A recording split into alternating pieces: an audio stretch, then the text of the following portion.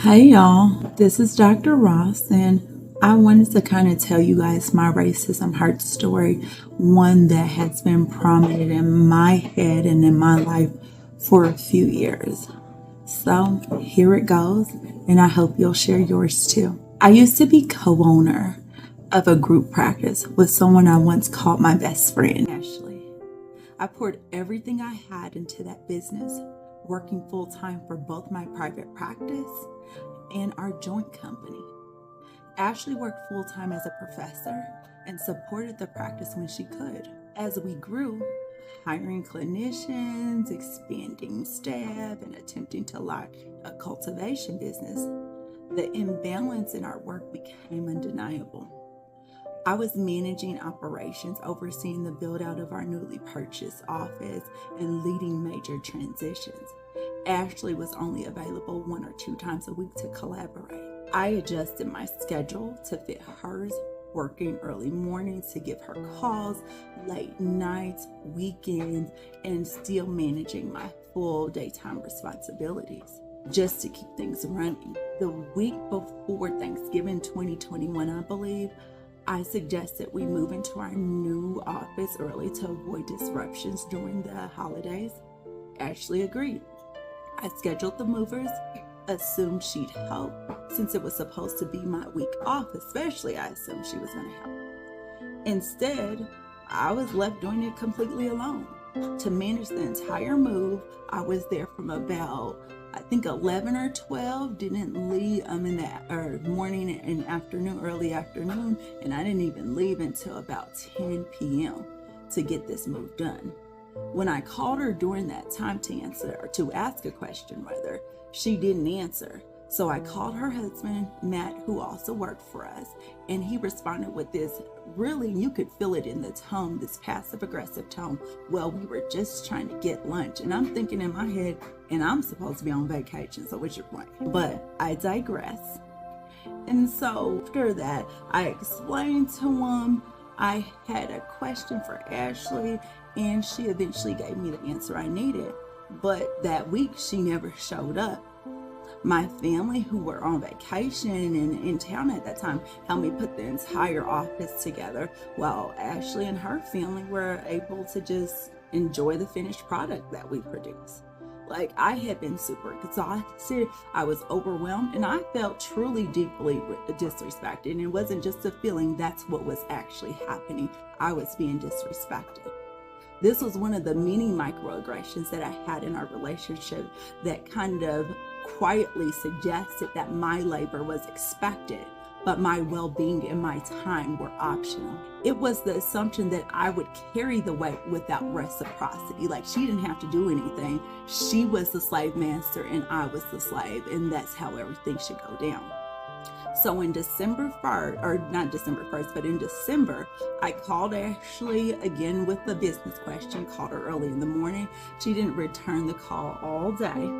And so when I finally reached her that evening and started a conversation, at some point I disagreed with her.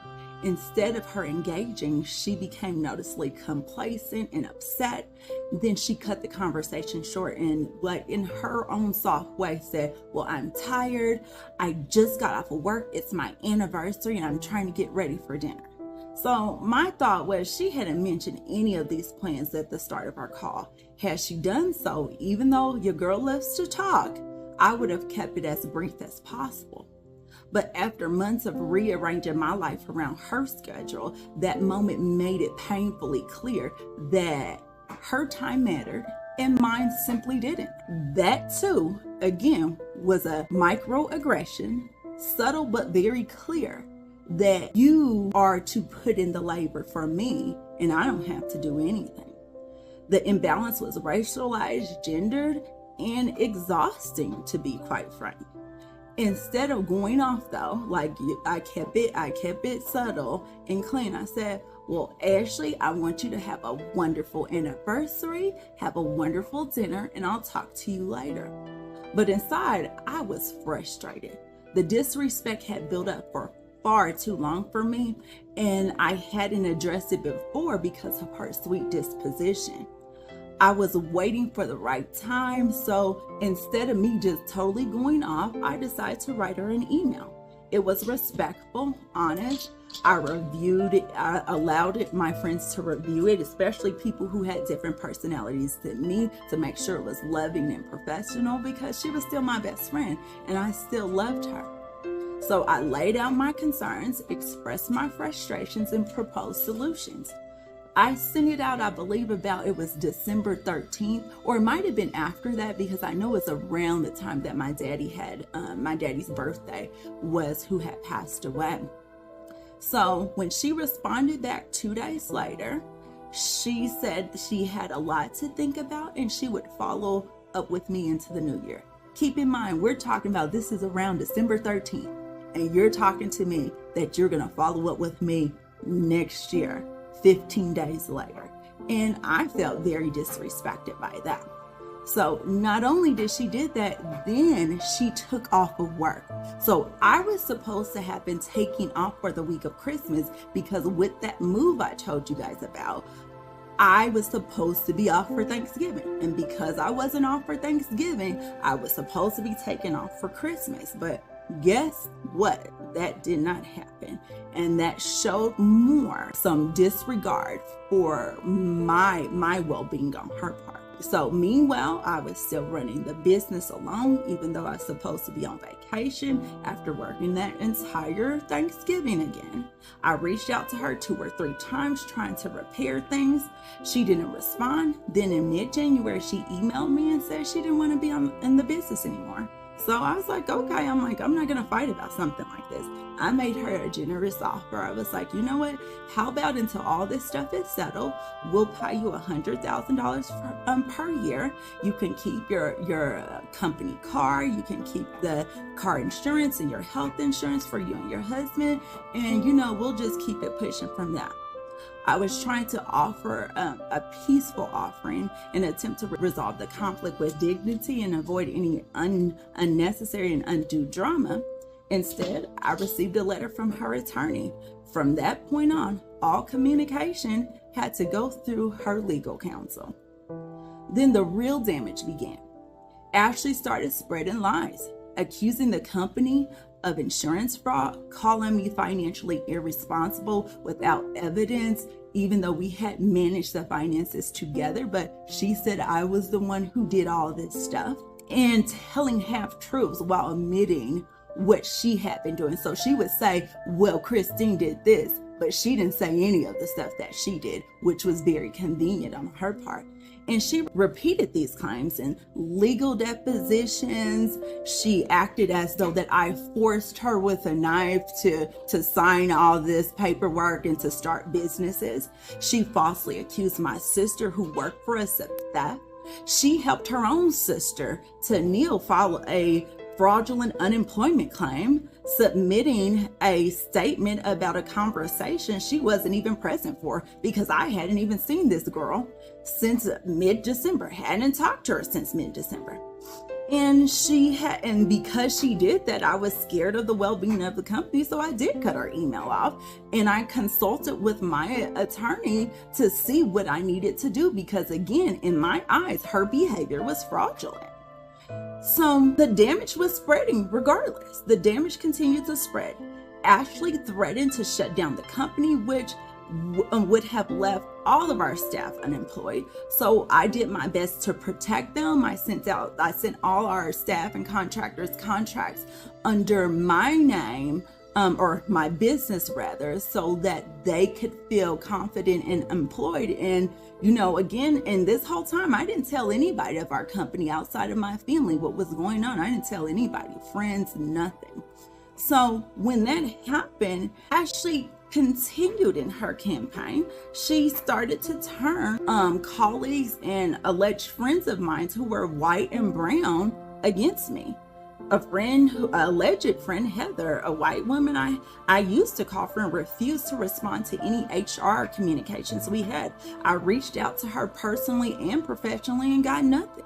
Later, I learned she had told a friend of mine that, Ashley told me what happened and I had to take a side. But how did you have to take a side when you would never ask for mine? Then Renee, another alleged friend and white colleague, also participated in the whispering campaign. When I confronted her about pushing the fraud narrative, she replied, "I would have told you had you come ask me," and I was sitting there floored. I hadn't asked you because I had no idea what was going on. I had no idea I should have asked you anything. So I don't engage in that type of gossip. So when I heard it, I went to her directly. Yet she still chose and is still choosing to support Ashley without ever having heard my side of the story. My former employer, Craig, began spreading the same lies again based on Ashley's word, and Ashley claimed that she could not stand Craig. She thought he was dumb and didn't know what he was doing.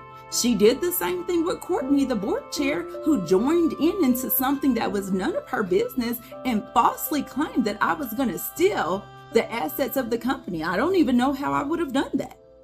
Many of my brown colleagues just ghosted me. They just stopped talking to me because sometimes, even for minorities, racism teaches us that white is better than black. What I experienced wasn't just a betrayal. It was a consistent pattern of racial microaggressions from people who claim to be friends of mine or allies of mine or colleagues of mine.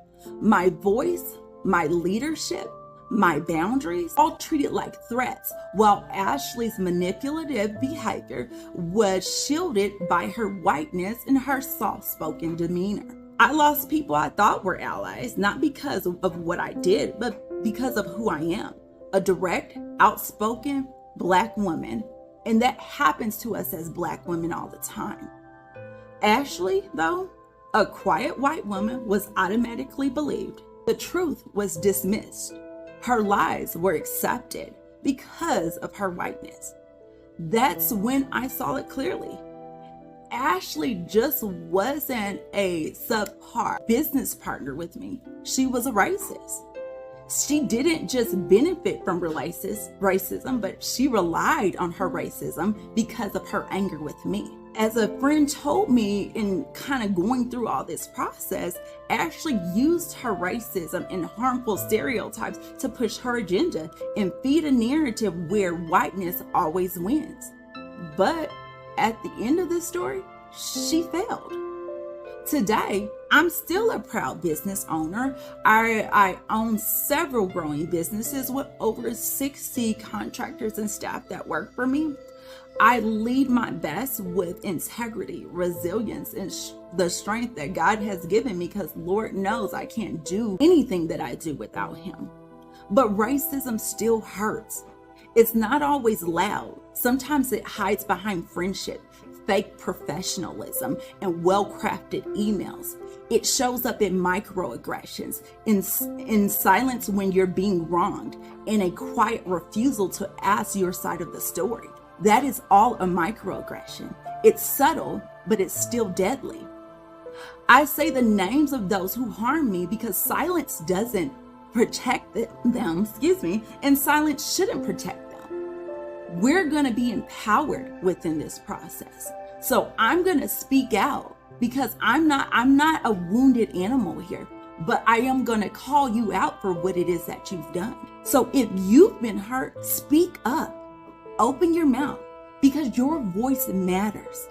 As a business owner, I know I'm only as strong as the God who carries me and the friends and staff and loved ones who stand beside me. That's the only way that I garnish my strength. My success isn't built on the rumors or the brokenness that she tried to cause. It is only defined for me by God alone. I thank the Lord every single day for showing me the truth about the people around me. Before this, I would have never told you that any of these people that we're speaking of are racist, but they are. And now I see that clearly. I understand that. This story I'm telling is not meant to harm. It's not meant to do a clap back or throw a jab. It's meant to bring awareness of how microaggressions impact the lives of minorities every day. Racism often cloaks itself in politeness, professionalism, and friendship. But it's just a disguise. It disguises itself to protect the comforts of others and to shield them from being accountable for their behavior. But the truth that deserves to be seen. And guess what, boo? Still, I rise.